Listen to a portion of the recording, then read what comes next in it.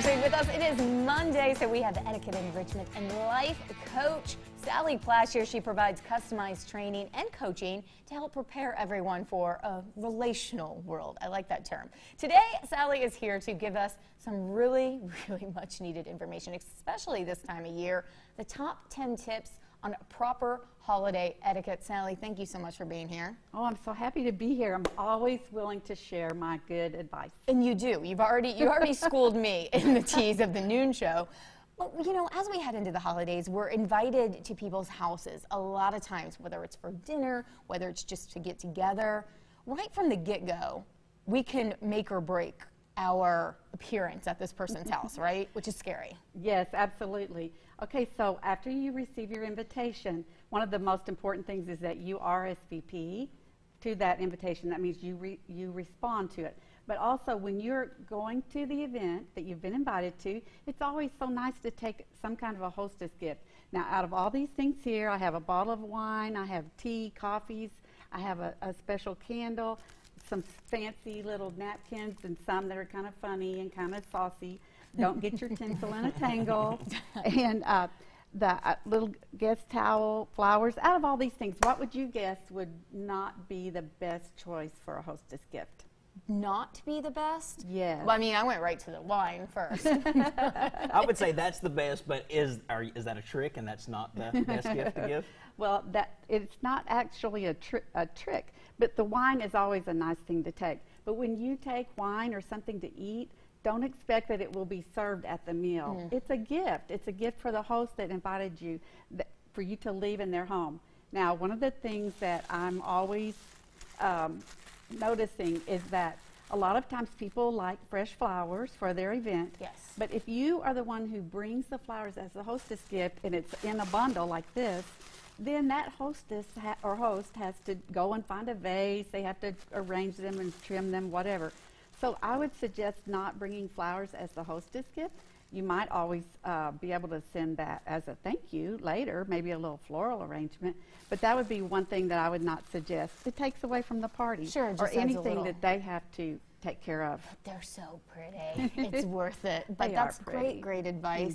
As far as the RSVP, do we need to RSVP whether we're going or we're not going to make it either way? Absolutely, always. And if you can, do it within about 24 hours so that you don't forget, it's fresh on your mind. And also, your host has an idea then who will be able to come. Sure. And if something changes at the last minute and you are not able to go, you let them know as soon as possible. And it better be for an emergency only. Sure. Not All right. just because. So we're there now. We brought a great gift. Did we just have fun? What's next? Do we just go wild? Well, there's going to be alcohol there. There's food. It's a party. Let's do this. Okay. As the host, you are responsible for your guests and for their alcoholic intake. And I would also suggest, as a guest, do not overdo your drinking. You don't want to embarrass yourself.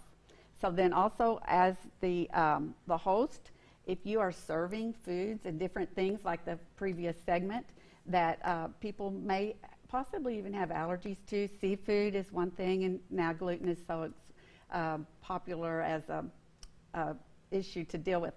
Make sure you are the guest, you are the one who is responsible for your allergies or if you have special limitations.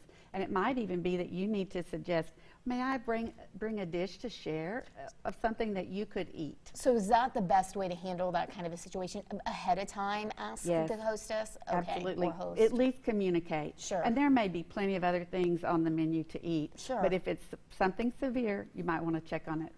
This is something that I've always wondered. If I'm going to be the one hosting the party, is it rude of me to ask my guests to take off their shoes? Does that make them feel uncomfortable? I've seen that before. Actually, I would suggest at a party that you not request them to take off their shoes. Now, I have been to events where it has been requested.